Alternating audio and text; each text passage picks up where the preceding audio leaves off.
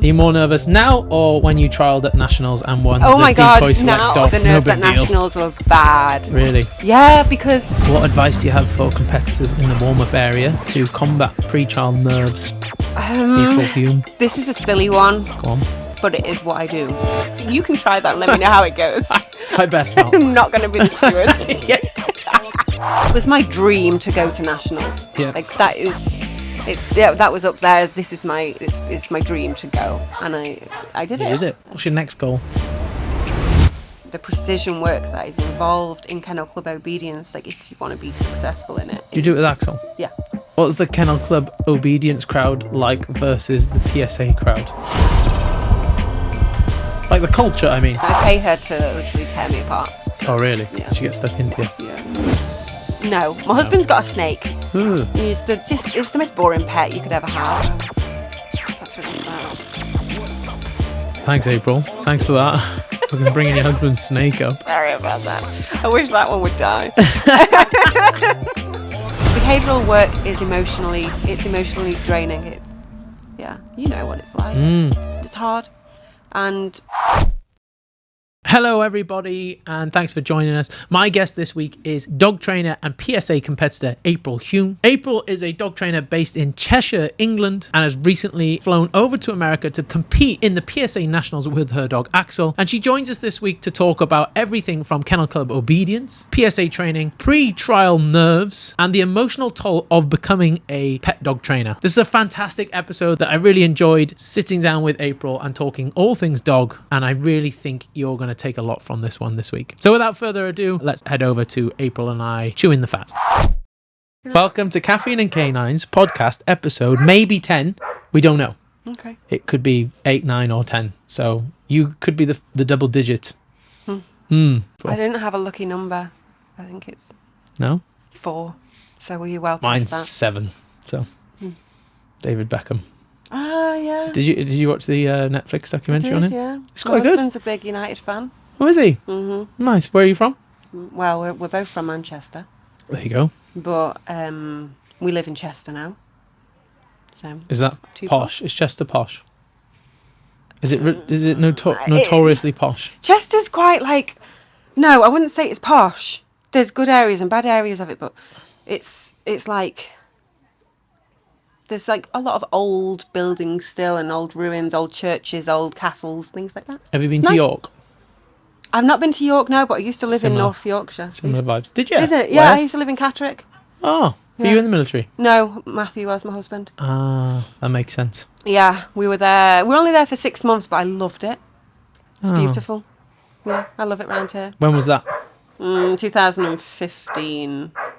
Oh, Yeah, that was 2015. we've snuck right into this podcast, haven't we? And we're We flying. really There you are. have, yeah. There you go. Nerves, goners. No, they're still there. Oh, okay. Yeah. Are you more nervous now or when you trialled at Nationals and won Oh the my decoy God, select now. dog? No, the nerves big at deal. Nationals were bad. Really? Yeah, because, I mean, I had so much support there. Yeah. And I'm blessed to have had so much support. I'll never be able to repay these people back, seriously. Like, What was the highlight of going to PSA Nationals? Other than the obvious winning decoy select dog. Was it Yeah. decoy select? Am I saying it right? yeah. Yeah, it is. I did have so much support over there. And from the Americans, the Australians, Pat and Glenn. Yeah. And English people, British, they came over. Did Brits they? came over. How many? Gendered.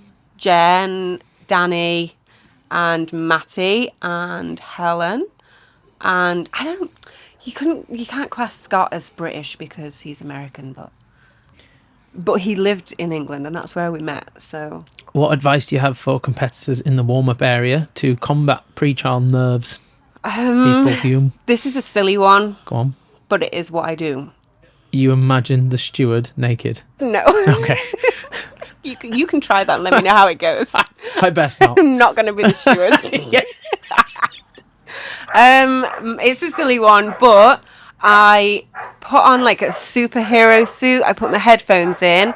I listen to some hip hop type music. Nice. And I just like go in and I try and like zone into the bad bitch Nice. Superhero suit goes on, and I'm thinking like Shania Twain. Let's go, yeah, girls. we can do that. Nice. Yeah, whatever's on the playlist. All right.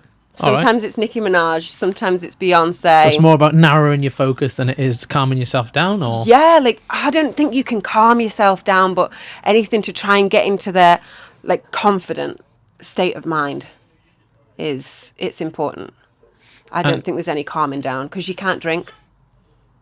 No, you're not allowed. You're not allowed to PSA drink. are alcohol-free events, Yeah, aren't they? They are. Oh, that's You a can't shame. drink. I mean, I don't Until know the if last they'd know. dog outs, and then Yeah, I don't know if that's true. I don't know either. I've never drank there. Only at decoy camp. And okay, how did obedience go with Axel? Fantastic. We had some errors, but I was stomping round. Nice. I was stomping Double like pace. yeah. I suppose just I was trying to get around that field, but I really enjoyed it. Once I'm out there, and I think a lot of people feel this way as well. And the warm up area is all about trying to get in the zone, but as soon as you step foot onto that trial field and you see all the crowd there, you're like, well, I'm here now. Just You're do in. it. You got to show your dog off. Yeah. You've put all that training in. Show that dog off. And you did. Yeah. And then protection, how did that go? Yeah, protection could have been better. What did you score? I don't know what we scored. Oh. I can't remember. I don't remember these things. You haven't got it tattooed on you, though? No, I don't Not fixate yet. on the scores and things like that. I just think, where do I need to improve? Like, where was my dog's state of mind? Do you have any tattoos? Yeah. Do you have any dog-related tattoos? No. Oh. Would you? No. Okay. I don't know. No. You wouldn't get, like, Axel's Silla's name I've got a on Mad it? Hatter. Do you? Yeah. Why? I don't know. Hmm. I just really like What else you the got? Mad Hatter. Just like pretty things. Oh, okay. Feather. Oh, okay. Butterfly. An infinity sign? Have you No, got an I infinity? don't have one of those.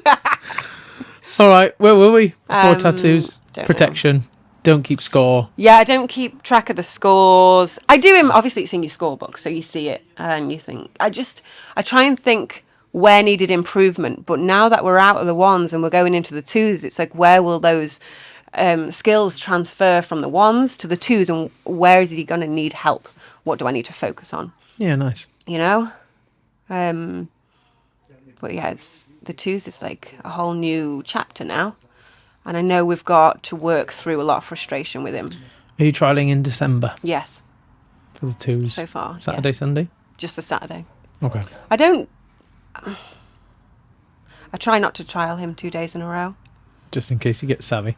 He does, yeah. Yeah, he will do, He right? does. I've tried it before, and each time the second day I failed. So Okay. Just do one at a time. Yeah. Tick, tick, tick. Yeah.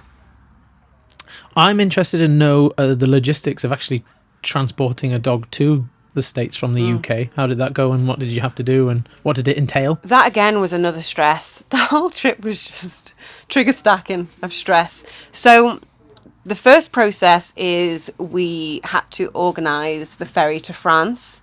Yep. So from Dover to Calais, and you need a health certificate from a UK vet to get into France. Yep. So I think that cost like £180. I might be wrong. 120, 180, something like that. Making numbers up here. Whatever. Yeah. So a health certificate. You get into France. We then drove from Calais to Charles de Gaulle, Paris. We stayed in a hotel overnight, and we flew Air France from Charles de Gaulle to New York. For that, you just need a rabies vaccination, but it has to be an EU passport. And UK vets can't input a rabies vaccination into an EU passport. All right. So it gets really complicated. Yeah. It does. I'm lucky Axel already has an EU passport because he came from Hungary. Oh, yeah. Okay. So he already has that, but I needed the French vet to input a rabies vaccine in there, and you've got to have that done 21 days before you fly. So I think, if you're going to do things that way, I got away with it with having the rabies vaccine on like a health certificate, Yep. a little health booklet that we have over here, and just getting another one in France. And then it was essentially just a booster. Was it a costly Yeah. Yeah. $5,000? About that. Yeah. I reckon. Adds up, doesn't it? It does. Yeah. Gosh. The flights. It's pretty cheap to get your dog on a flight from France. €400. Yeah. So Oh, It's good. Like, yeah. so everything else. It's all the other costs. Like, you got to get to France, you got to stay in hotels and all the vaccinations. It's a lot. And obviously your flights and hire cars, all of that, accommodation, it all just adds up. Food, we've got to eat. Worthwhile though, right? Yeah, absolutely. Loved it. Yeah. I'm going to try Was and it go in again. the top 3 best experiences of your life? Absolutely, yeah. Like, Was it in the top 2? Was it the top 1? oh, Was it the best I don't time of your know. life? I had a Did great your husband time. go? No, So he you can't didn't. say. I can't say it. it was, Yeah. no. Okay, fair enough. But it was amazing, and I'm going to try and go again next year. For me, when PSA came to England, in my head, you set yourself like little goals. Yep. And it was my dream to go to nationals. Yep. Like, that is it. Yeah, that was up there as this is my dream to go, and I did it. You did it. And yeah. Nice. Box ticked. Yeah. What's your next goal? PSA 2 at nationals.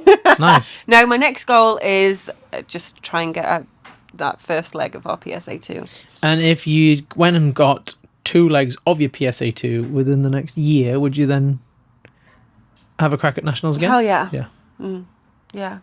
It's good fun. And there's a lot of competition out How there. did you find the standard of nationals versus the local trials here in the UK? Very similar. Yeah. Very similar. It's just different because we're such a small community and we all know each other. And, it's more relaxing when you're at a trial because, like, I might be competing against you, but I can talk to you and we can have a laugh about competing against each other, and Yep. it's fun. But out there, I didn't know anybody. Yeah. I didn't know any of my competitors, and that Were was a people challenge as welcoming well. and Very. Oh, that's good. Yeah, they're really welcoming. Yeah. You didn't feel any animosity between competitors? No. That's good. Stop trying to bait me. I'm not. I'm not. What? No. No, not at all. Like, That's good. That was sort of a challenge more in my head than an actual challenge, because I'm a very social person and I like to know my competitors. I'm super competitive. April, the butterfly Hulme, they call you. The what? The butterfly, the social butterfly. Oh, yeah. That's what Yeah. I've heard. What's a day in the life of April look like? You're a pet dog trainer as well as a PSA competitor. So what does the day-to-day stuff look like? Usually wake up, feed the dogs, toilet the dogs. How many dogs do you have? Myself, 3. And does your husband? No, he doesn't have You dogs. So 3. just my dogs, I've got 3 dogs. Okay. Yeah. Axel, Scylla, and Rio. Rio's a Malinois. No, he is a crossbreed. He's a Rottie Cross Cypress Hound. And how old is he? Like 7, 8. Oh, okay. Rio's done all sorts. He was like my, what do you call it? Guinea pig dog. Yeah. Yeah. Bless him. And he's a great dog, but he wants the pet life. He wants. Just to chill out. Yeah. Well, I don't want to chill out. I want to chase squirrels. Oh, okay. Yeah. So we My let him 2 do dogs that are now. just currently at home with my mum that's staying with me at the moment and Yeah. did not want to come to work today. Opened the van, Stark flew in and they were like, we're going to stay here. They're like 6 and 7 crossbreeds. So Rio's always up for having some fun. He doesn't take work very seriously. So he was a challenge, and I used to do all sorts with him. So we tried kennel club obedience with him. Oh, nice. Agility, stunt work, Yeah. protection. Tried it all with him. And he'll try these things. He's just never going to be the best at any of them, maybe. Yeah, he was never going to be a super competitor with, But he taught me a lot. Which then when I got Axel, Yeah. Transfer easy. it. And yeah, you get a dog that's then made to work. Yeah, It's like, he it's wants like a to cheat do code. these things. It It's is. mental.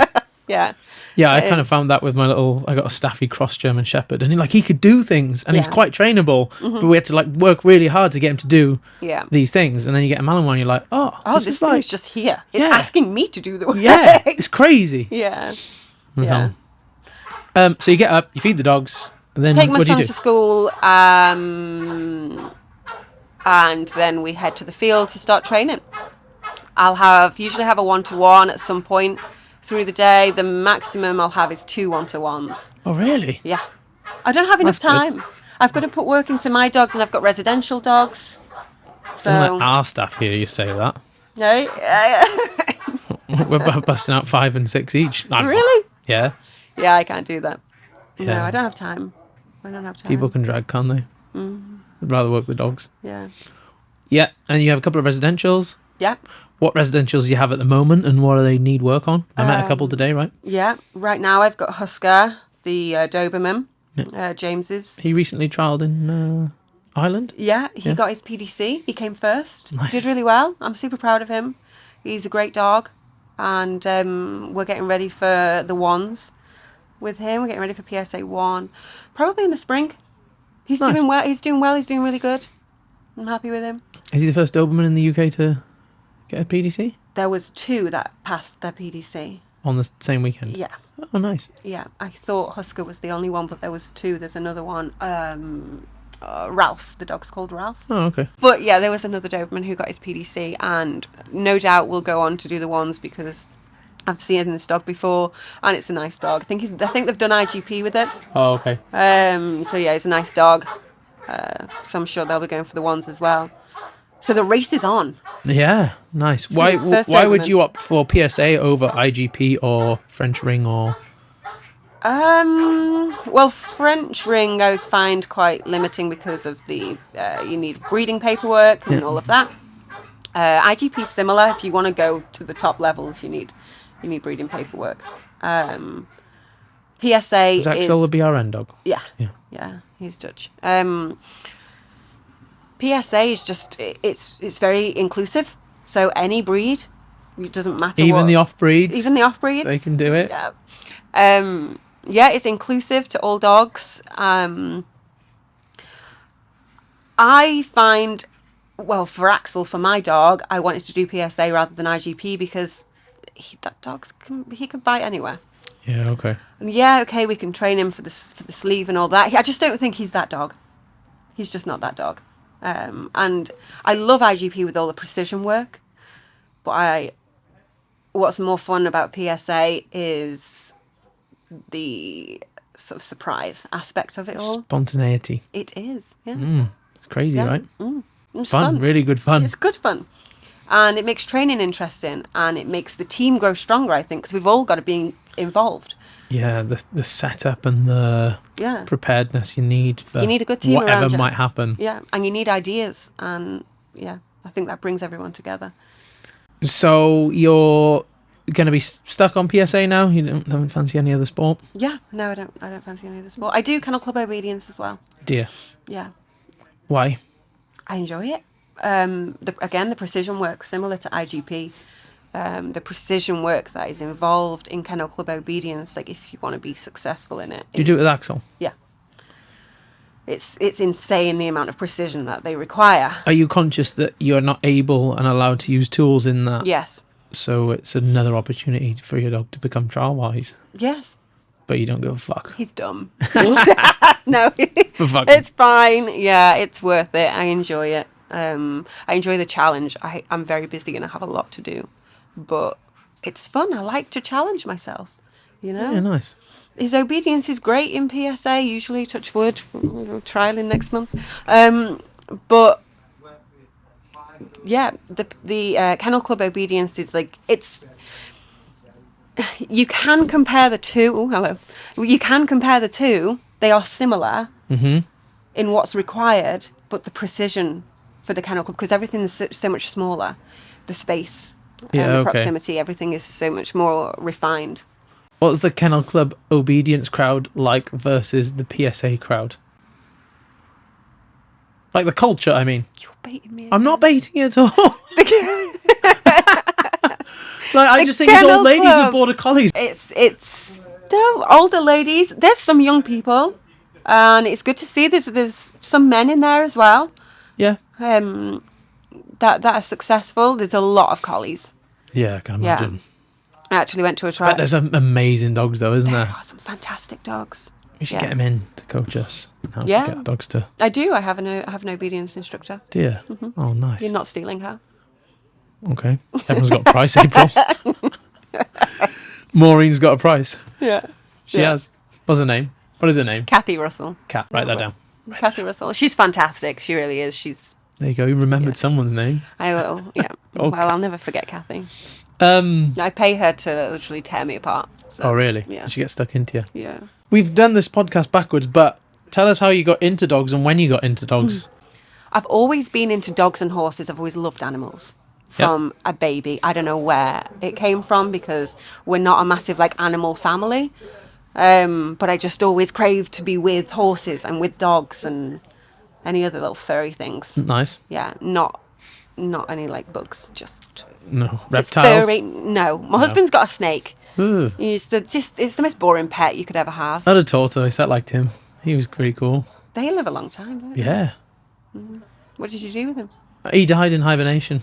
Oh, I know. are you sure he died? Because they can just come back, you know. No, he died.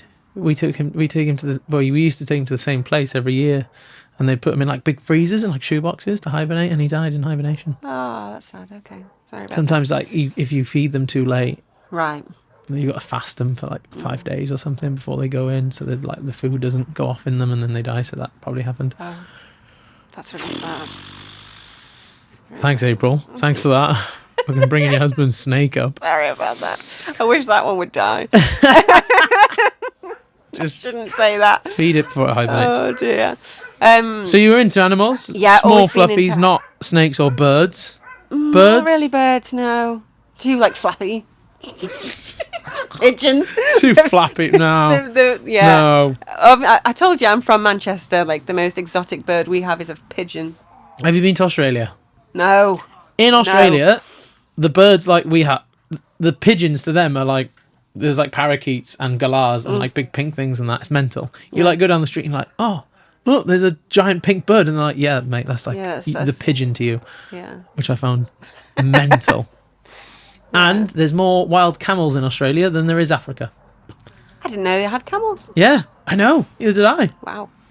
Anyway, you were into flappies. Not into flappies. Not into flappies. No.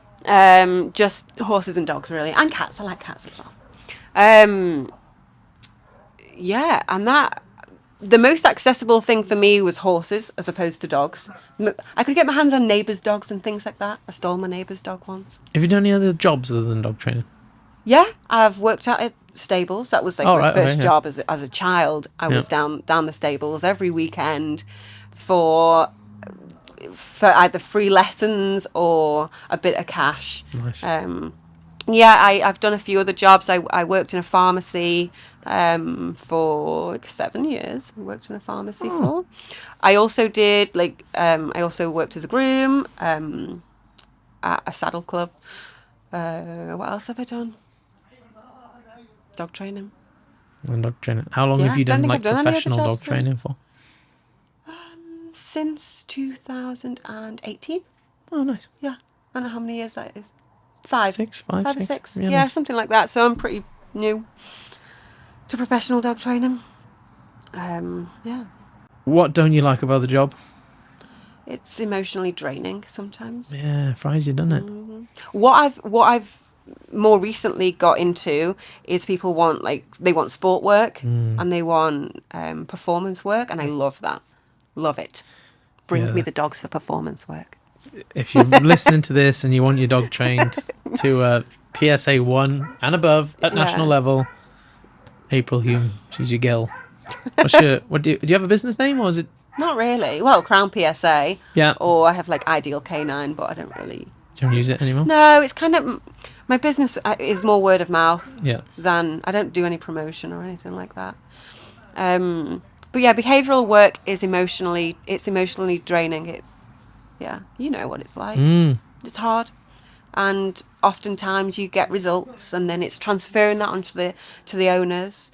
Sometimes owners don't want to do these things, and it can grate on you. It can weigh you down. I find it if you consistently care more than the owner, or you find yourself caring more than the owner, you leave yourself in like an emotional deficit that accumulates to the point you're just like, I can't do it. Yeah. And that's it. It's not the dogs. The dog's fantastic. Yeah. And Dogs are easy. Most owners that I work with are also brilliant. I'm very lucky, especially having word of mouth. Yeah. That I get really good owners who want to do what it takes to get their dog to be the best dog that it can be. They want a dog they can take everywhere. We get loads of them. Yeah. But also we get some of the opposite. But then some it's usually just like I asked on Facebook for a recommendation and you came up. Yeah. So they don't actually, You don't speak to someone and learn, April's like this and we did this and then we had to do that. And it was hard work, but it was worth it. It was worth it, yeah. They don't have those conversations. So just like a tag. Yeah. Oh, okay, I want. Yeah. And it's like, okay, this is what it's going to take. And they're like, yeah, you can't do that. It's too much work. Yeah. And you're like, oh, your dog has so much potential. Talk to us about Crown. Crown PSA, what is it? How long has it existed? Crown PSA, we started in January this year. And where is it based? Quickly. Should anyone want to come and visit your club? We are in Chester. We have 2 clubs, one in Chester and one in Peterborough. The Peterborough club often trains at Bull Vision as well, which is in... Tell me where it is. Where is it? Tamworth. Tamworth, there you go. I think so. I think they're still in Tamworth. Yeah, I got there eventually. Nice. Yeah, they have their own training facility, and they also train at Bull Vision as well. Mm-hmm. It's good to get the dogs out different places, hence why we're here today. Yeah. Have you enjoyed today? Loved it. Yeah. Good. Thank you very much. We're coming to you on my 30th birthday. Oh, really? Yeah. When is that? 3rd of December, I think. Yeah, I think so. Sunday 3rd. Yeah, cool. That'll be good. I was going to go out the night before, but I don't want to ruin my day at Crown, so... You'll probably just fit right in with your weird hangover. I'll see if Jake will give me a lift down. I can't be driving that far. You can't. No, you can't. Yeah, maybe don't drink. No. When's your 30th? Go out the week after. I don't want to ruin one of the final prep days before trial, eh? Yeah. Okay, good point. Who's welcome to your club and why should they go? And right now, I think they're taking people on for Crown South. I think they are taking on new members. Crown North isn't right now. We are full. We have a lot of members and a lot of dogs that are ready for trial. So as you get dogs that progress up the levels, they take more time. So we can't have too many members. So right now we're not taking any new members on. But that's good. Yeah, I suppose that's and the sport's growing very, very quickly, right? It is. There's demand. Why? Why is PSA growing so quickly in the UK? There's demand for it. There's, I think, a lot of dogs that are... there's a lot of dogs that can bite. And I think that's what we're good at. We're good at developing dogs to bite. Yep. What we need to push more is control work. And there's certainly demand for it. People see it. I think they think, okay, so now my dog can bite. What else can I do? What else can I do with this dog? Challenge it and control. It's a great thing having a dog that can bite a machine. The UK's kind of getting well known for producing good dogs, though, right? And I think so. Yeah, anyone I've spoke to, they seem to think we have a wealth of good dogs to choose from. Yeah. Why do you think that is? Because we're so close to easily importable dogs. Yeah. Do you think AVD has a part in that? Yeah. Building tough dogs? For sure. Yeah. Test the dog's caliber, right? Yeah. If you want a dog that can withstand that much pressure, the breeding's got to be right. Yeah. I don't think any amount of training that can go into creating a dog that can push through that pressure and come out successful. Do that much. Mm-hmm. Yeah. If someone wants to get into dog training, which we're asked about all the time, what do you suggest they may do? Like, it's probably one of the most common questions that I get asked on my own Instagram is, how do I get into become a dog trainer? Yeah. How do I do it? Get your hands on some dogs, your neighbour's dogs, like me. Get your hands on some dogs and learn. Study. I think reading is very important. Maybe courses. I don't really know what courses are available right now. Yeah, I can't say I rate many of them. I don't know. I did a couple. I've done a few. I don't think I learnt that much, but I suppose I did theoretically. I will have learnt a fair bit. Yeah. And reading. Would you ever take on like volunteers to come and help you out or anything? Probably. Yeah, I could. I've never had anyone ask. We get asked all the time. Do you? Yeah. We've had some great people, like great staff members, start as volunteers. Yeah. Did it on the side of their job and then learnt enough and then go on That's really cool. All right, I'm going to take the jump. Yeah. You have a good facility though. I just have a field and a van full of dogs. Do you have any sort of cover? What do you do in the rain? Just endure it? Yeah. Oh, nice. You're tough. I know. Tougher than us. Yeah, I do. Yeah. Right. that's about us. I think we covered all we need to cover. I think Did you we? fucking smashed it. Did I? Yeah. But you have been on the canine paradigm now, so Oh, yeah. this is tiddlywinks for I know. you. But thank you very much for coming today. No, thank Looking you. forward to joining you the 3rd of December. Yeah. And and then I'll see you at trial as well. Yeah, good luck. See you on the You field. too. See you out there, motherfucker. Thanks, April. Thank you. Bye. Bye, everyone.